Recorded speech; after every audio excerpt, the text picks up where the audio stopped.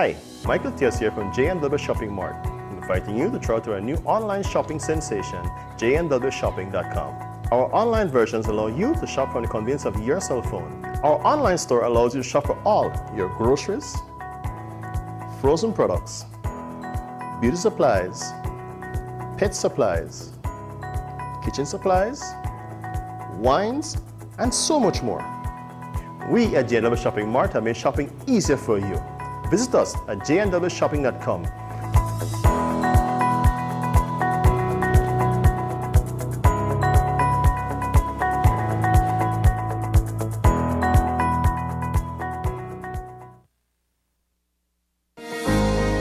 In these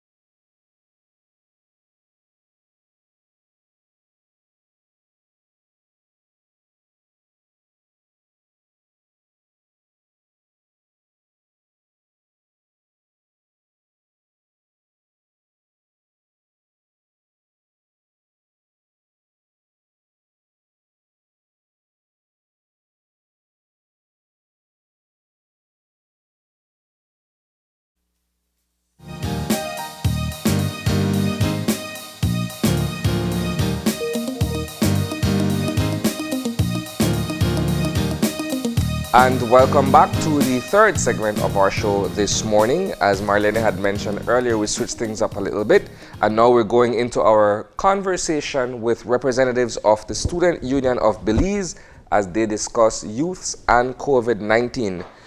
With us virtually are three guests. We have President of the Student Union, Kevin Chen. Good morning, Kevin. We also have Vice President Nathan Lisby and the Student Affairs Director Dominique Norales. Good morning, folks. Hi, good morning. So it seems as if though we're going to be getting multiple perspectives on how young people in Belize have viewed the COVID experience or continue to view the COVID experience. Let's first of all begin by getting your individual impressions of what you've been experiencing under this particular state of emergency based on the entire COVID-19 threat to the country. Let's start with you, Dominique.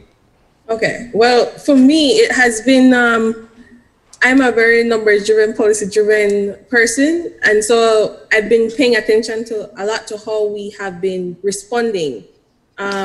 Of course, we can say that we have done well. I think today is the 28-day mark. And so we're without a positive COVID test. But I've just been very, from my point of view, constructively critical of how it is that we move forward in terms of the human security aspect. How do we deal with making sure that the frontline workers, no matter if they're healthcare workers or cashiers or police officers, are taken care of? How we make sure that our people are fed and will continue to be fed? How we make sure that students and teachers indeed don't lose track of where we're going. And I have a very soft spot in my heart for students who aren't in Belize, students in the diaspora who are stuck in countries that have been or are epicenters of this COVID-19. So it's looking at several perspectives for me. The human element of security of food, the whole ontological security aspect of whether or not people feel that they are secure enough as individuals to get through this and get on the other side. All right, so let's move on to Kevin then. Yes, good morning. Well, for me, I have been monitoring the situation from the beginning of the crisis until now. And what I can say is that I think that our government has really done a fairly good enough job compared to other countries in the region. Personally, for me, it has been sort of a difficult phase because I have never been used to being at home all the time, having nothing to do. It's very stressing. It gets very stressing. Yeah. All right, and then yourself, Nathan? Yes, good morning. I want to wish all the mothers a happy Mother's Day. All right. And for me, well, this pandemic has been a really tolling because I'm a sports enthusiast and on the sports aspect, the athletes out there are in contact with each other. So not watching sports has really been a hard time for me. And on the student aspects on this, I feel like students are at home, they are bored. Well, I'm bored, so and yeah, I'm bored at the moment. So this is a learning experience for me. So I never been through a phase in my life like this. So yeah. Yeah. Well, none of us have. It's new to all of us.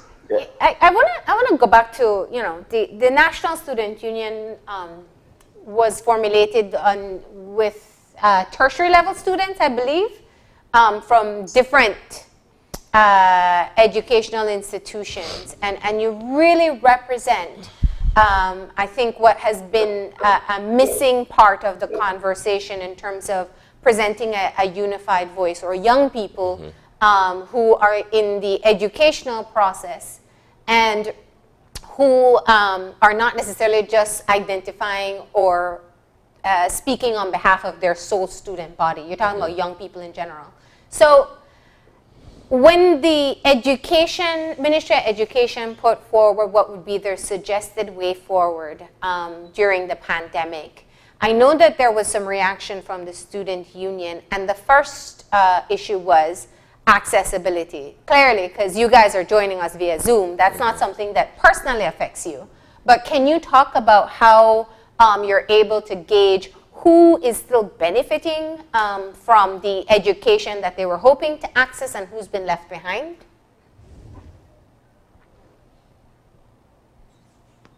Well, from what we have heard from some of our union members and just scrolling social media, you know that some students just have an issue with accessibility. Yeah. So we often, availability and accessibility, I always say availability and accessibility are two different things. Yeah. And so you find students who aren't attuned to online learning. I could tell you that I've tried it, it's not for me.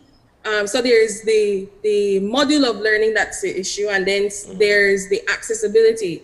Because as great as the internet may be, I may only have one laptop in my house and I have 2 tertiary level students and we have class at the same time, or we just don't have internet at all, or The it's just data that done? or I had to, even when I had online classes while we were in regular school mode, I had to go to the internet cafe or go to a resource center. So accessibility is always an issue. And if you talk about students who don't live in urban centers where most technological investments go into, you then again recognize that not everybody has access and there's not equitability across the board in terms of what students can access and what kind of students can access it. So it's always been from the sentiment of our union members that this can't be a wide brush kind of painting. It has to be as tailored as possible given the urgency and the quickness with which we had to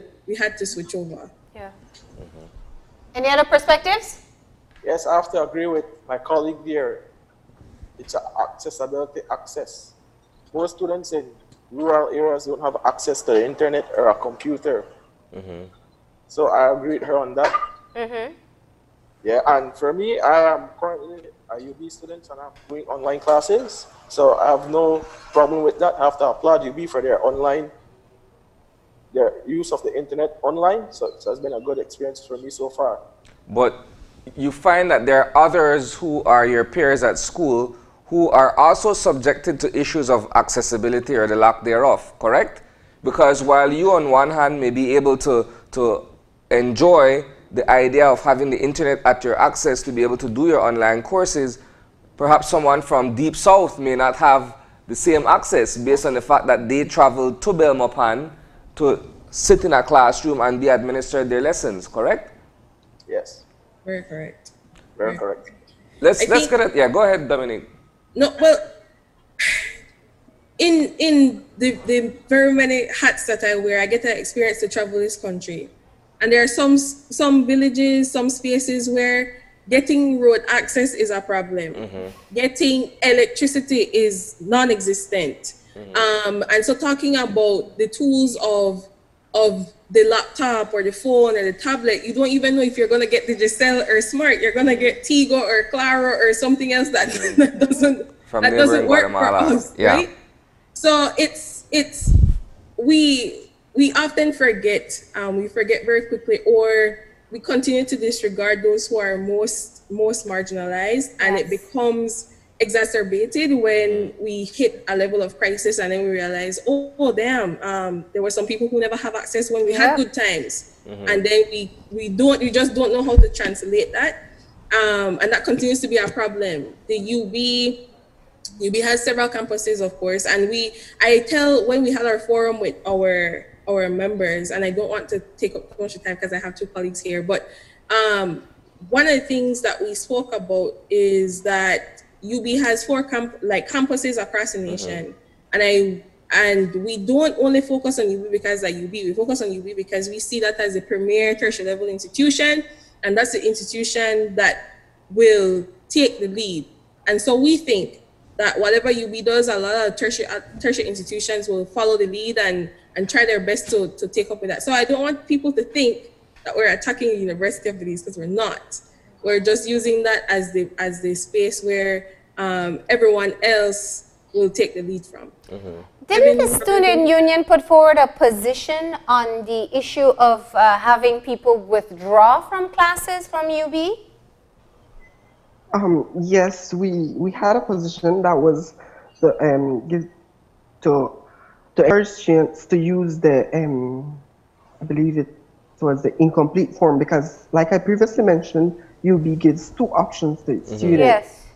One was to withdraw completely from the course, meaning you will be done with your classes entirely for the entire semester. And the other option was to do incomplete form. What that incomplete form does is that it just transfers your grades that you currently have, to your next semester or whenever you want to take the class again. So that doesn't cause any, well, I shouldn't say disruptions, because then it puts you back a semester, but it doesn't cause any any of your efforts, any of your achievements to be lost, so to say, because of the Yeah. crisis. So we have been encouraging our students to use the incomplete form because the withdrawal form, the deadline for that has already elapsed. Plus, Okay. it nullifies whatever credit you would have achieved in this particular semester, correct? Yes. Okay. I want to get in here. I think And I think, like what my colleagues said, Go ahead, Kevin. I'll let you finish.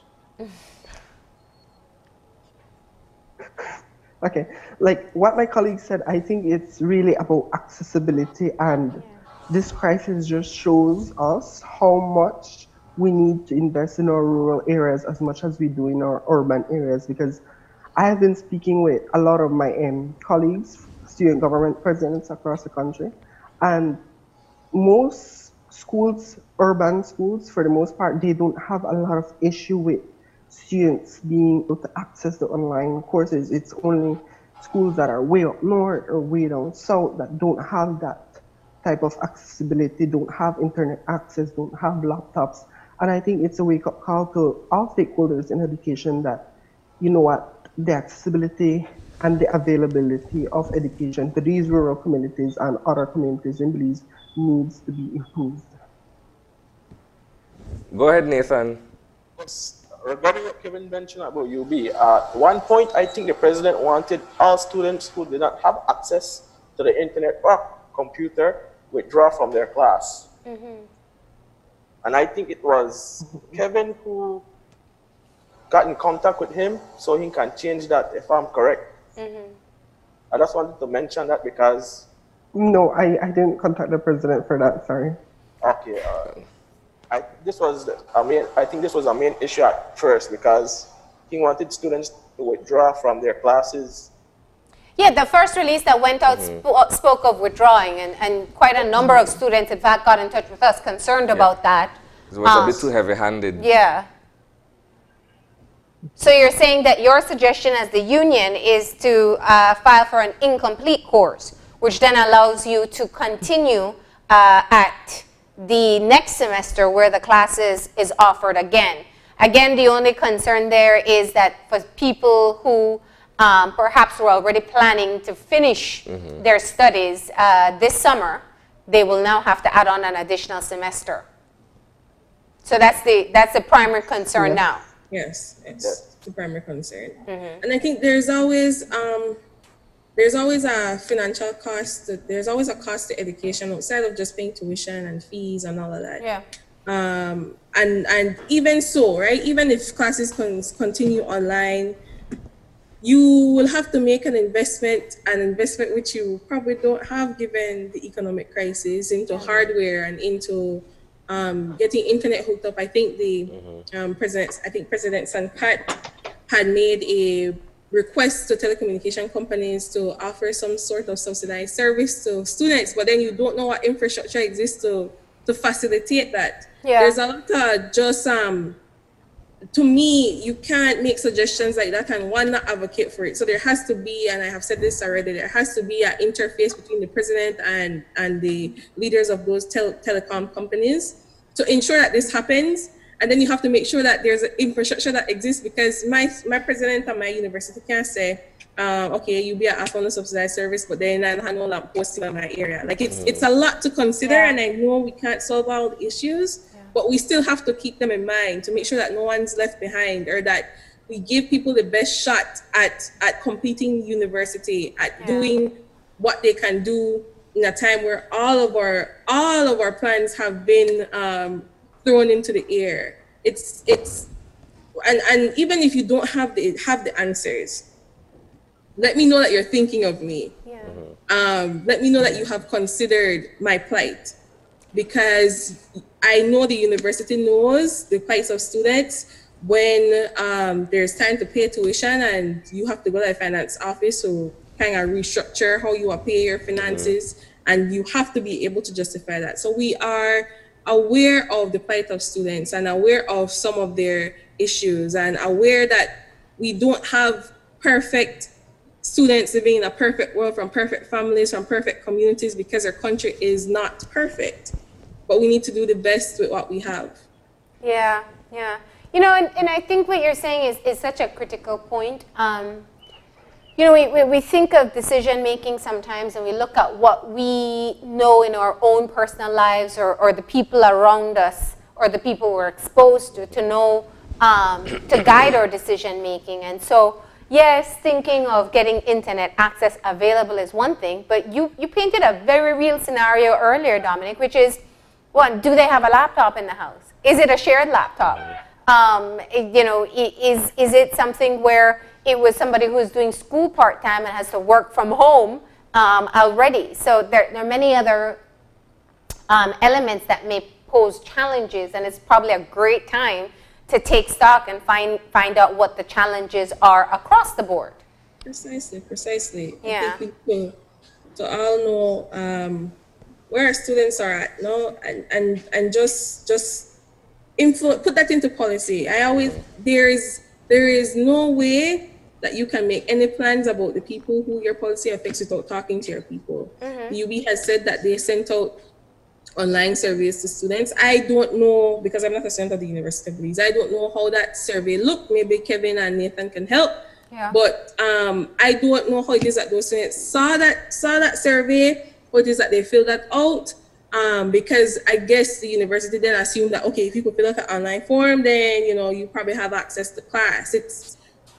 There are a lot of gray areas that I can't fill because I'm not the president of the university. Yeah. But I hear the plight of students, and I read the plight of students online. And we know that the university has had some tech issues in the past. I know Kevin can attest to that. I remember him mentioning that when we had the demonstrations with the unions.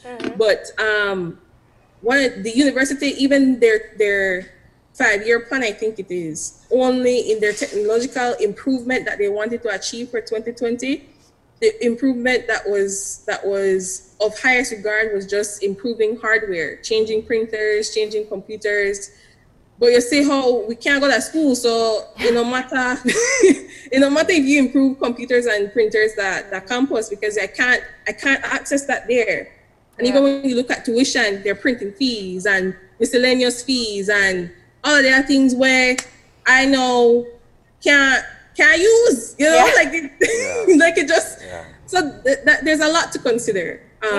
There's a lot to consider, and we have to have our heads at the table to be able to figure it out. So where does that place you guys as the National Student Union? And Dominic, you said it before, you know, and I was trying to make that clear. People think the National Student Union is the student union of UB, but you're different. You are an independent body of tertiary level students, not associated with any one university. So you are also kind of compiling concerns of all the tertiary level institutions and other students, I'd imagine, and putting your perspective forward. What do you hope to be the role of the student union at this time, where we're about to close off this semester that you know, was very challenging for many, and moving into summer and even the new school year?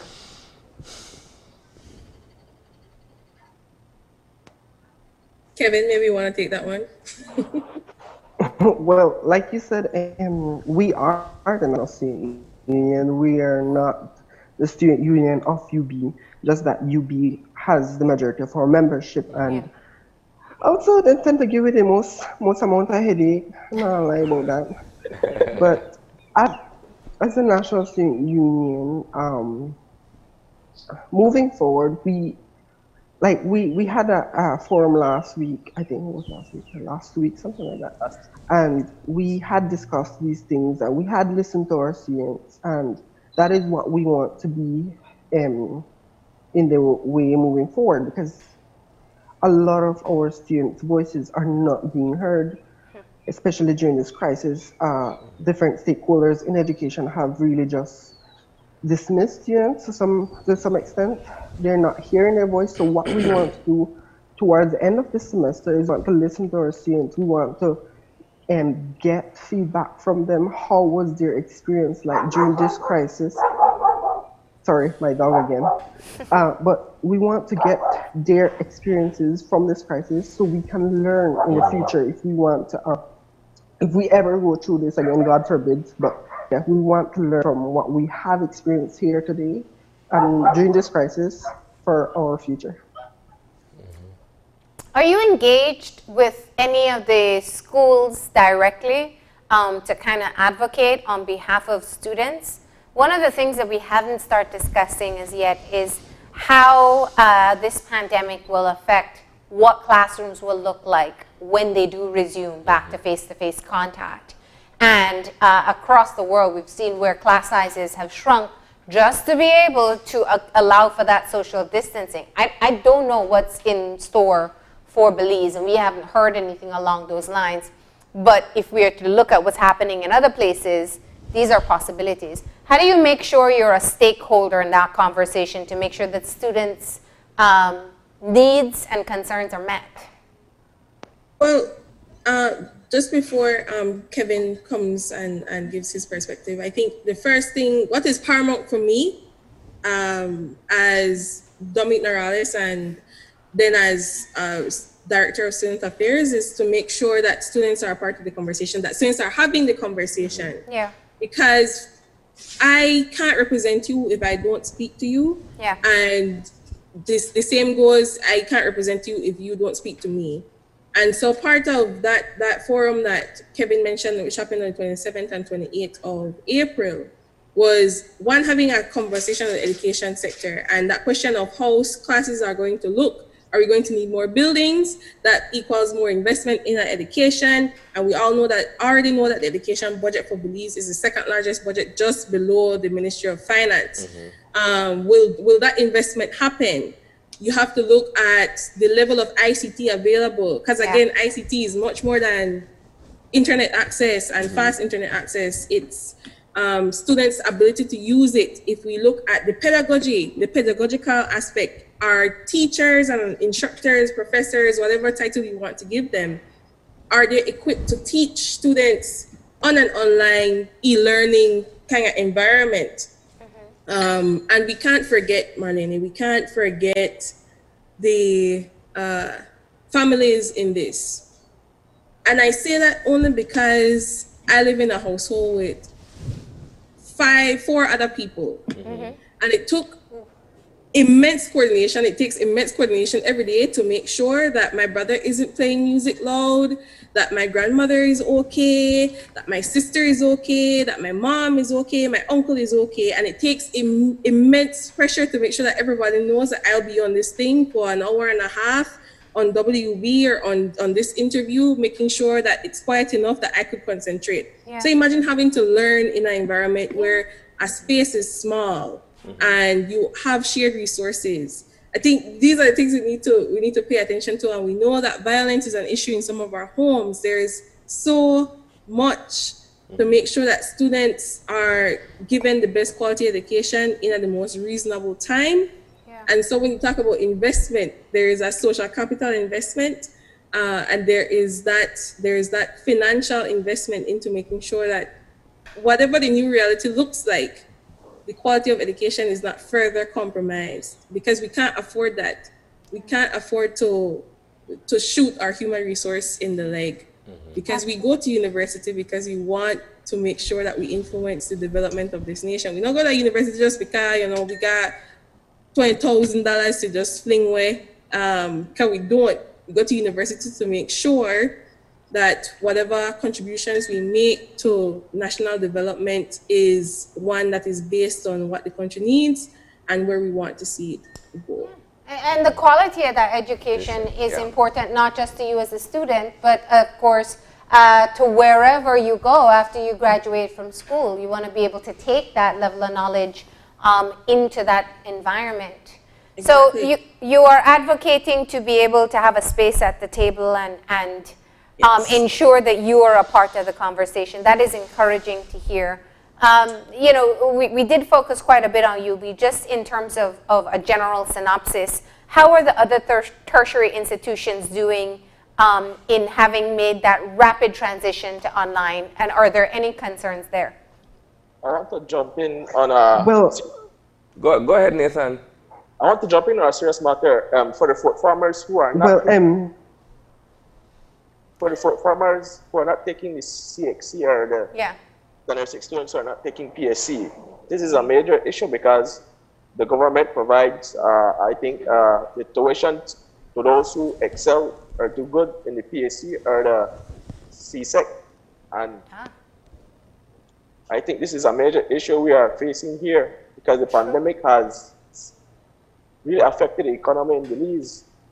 And our main source of income is tourism, which is 49.9%. And the tourism sector is being greatly affected by this pandemic. And so I think if we had invested more in our agriculture sector at this time, this would have helped stabilize our country more because I think we have depended too much on the tourism sector for income in Belize. If we had helped the farmers across the country to provide food, we could have generated at least a more stabilized system for our workers here. Because at the current moment, I think the government wants the PSU workers to take a reduction in their salaries. Why don't the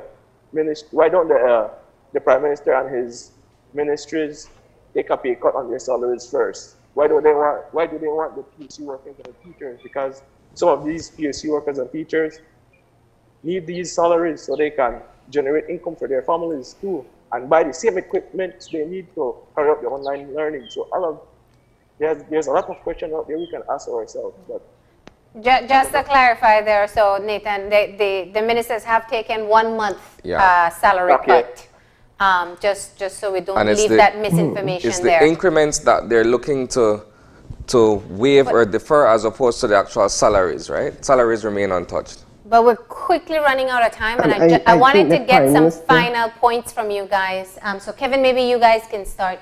Just what do you want to say to the general public, to the educational institutions about ensuring that the needs of students are met? With regard to your earlier question, Ms. Marlene, you said that, well, I have been speaking to a lot of other student government presidents across the country, from all the way up in Muffles to SJCJC, and all across the country, and their institutions don't seem to really have an issue with the transitioning from the traditional classroom to an online setting.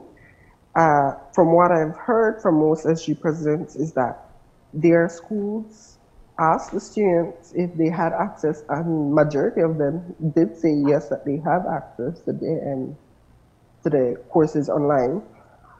And those who didn't have access, I think they were given the course material in paper. I think that's what I've heard, paper, or other special considerations were made for those students who couldn't access the material. It is only the University of Belize who has instructed its students that, you know what, if you can't access, you have two options. Yeah. Only UB has done that so far. Only UB. So the others were just prepared for online? So I think Galen, Well, Galen was one of the universities that had an online ecosystem already. I am not intimate with the SJC and the other universities, but I know most schools, I think even UB had an online ecosystem already, but I just don't know what the struggle was. I guess it's just the huge population or resources, or I don't know what it was. Yeah. But it seems that the transition was a bit bumpy. I see that we only have about 3 minutes here, so I'll just make my final commentary. Yeah. For me, it's I always encourage people to look at what is being said and match it up with your own story. No, so if there's, and I don't want the stakeholders and duty bearers to feel that we just want quarrel, because we're not the quarrel. What happens, what we are charged to do and what our mandate is to make sure that students are taken care of and that their voices are amplified. We are not telling students what to tell us, and we just know to go there and the blast out thing, and Yeah. because we want quarrel, it's not that. I think the constructive way of any democracy, of any space where people are to live together, there has to be communication. So if you put out a policy and I critique it, they're not about you and not about me. Yeah. About the 4,000, 5,000 people who I represent who they said that this don't work for them, and we have to say something about it. Yeah. So that would be my last thing. And make sure, and students, just please stay engaged. Yeah. Because you don't want something to just happen to you. You want to make sure that you want it to happen and that you play a role in both doing that, playing a role in making that policy, and of course implementing that. That will be my final comment. And I think that's a great closing point, especially since we're out of time. Thank you so much. And you can, of course, get in touch or follow what the National Student Union is doing. But you guys have a Facebook page that you're very active on. And people can be able to get engaged with the conversation there. Students and also people who've been looking on and have had concerns, questions about the educational sector. That is it for Conversation with the Union. We're going to go ahead and take a break. And when we come back, we'll have our wrap up. So stay tuned.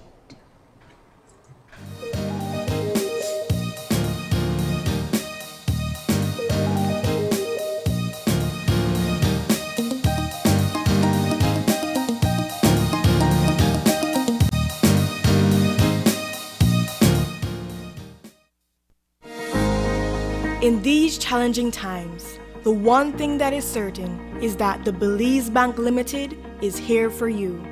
There is nothing more important than your health and safety, and we continue to make every effort to make banking safer for you. Our staff is working around the clock to make sure you can do your banking conveniently 24/7 using our mobile banking app and online banking and keeping ATMs up and running. We value your relationship with us and are here to provide the support you need. First responders are also out there 24/7. Thank you, healthcare workers, security forces, firefighters, caregivers.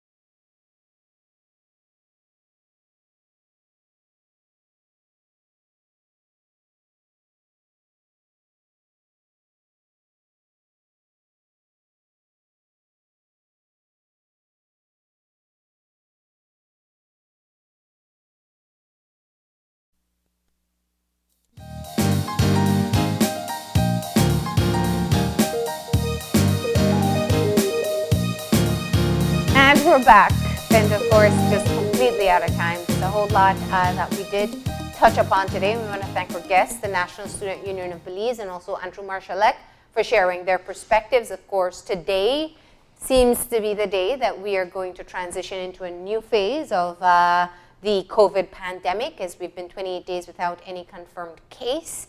And it's also a time for us to start to reflect on our response so far. Hopefully, with the concept of being able to plan effectively for when the next wave will be. We do want to take this opportunity to remind you that we are still expected to maintain all the preventative protocols that have been communicated from February, March.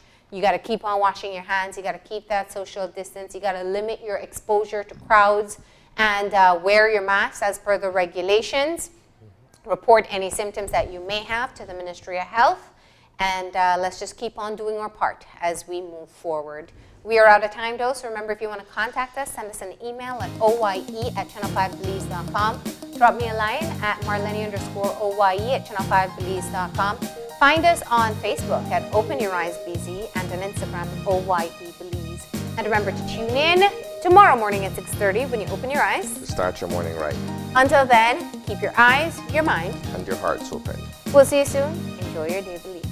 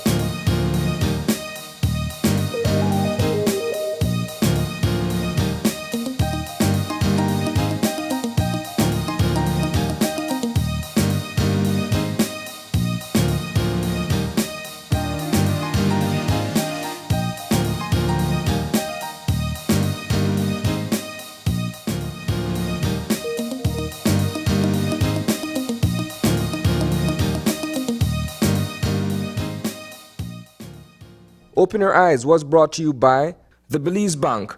Our country, your bank.